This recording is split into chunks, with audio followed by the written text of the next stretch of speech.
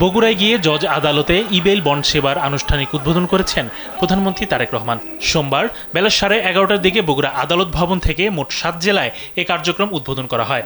এ সময় তার সঙ্গে ছিলেন সহধর্মিণী জোবায়দা রহমান।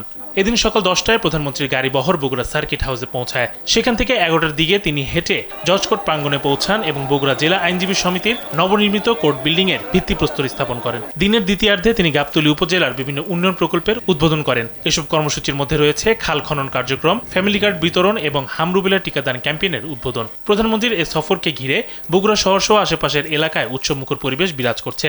সকাল থেকেই শহরের বিভিন্ন প্রবেশমুখে নেতাকর্মীরা ব্যানার ফেস্টুন নিয়ে ভিড় করেন এবং তাকে এক নজর দেখতে অপেক্ষা করেন।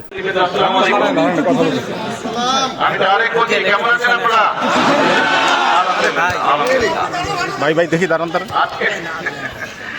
আজকে আমরা এখানে নতুন কোর্ট বিল্ডিং এর ভিত্তিপ্রস্তর স্থাপন করলাম। এর বাইরেও এই বিল্ডিং যদিও এটি বাইরে নিজস্ব টাকা কাজ শুরু হচ্ছে, তারপরেও সরকারের পক্ষ থেকে আমরা বিল্ডিং এর কনস্ট্রাকশনের জন্য 15 লক্ষ টাকা দেওয়া হচ্ছে।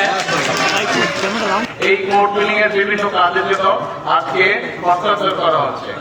আমি বাংলা সাহেবের কাছে এই কাগজগুলো সবগুলো হস্তান্তর করছি। আমরা আশা করি ইনশাআল্লাহ দ্রুত এই কাজগুলো সম্পন্ন হবে।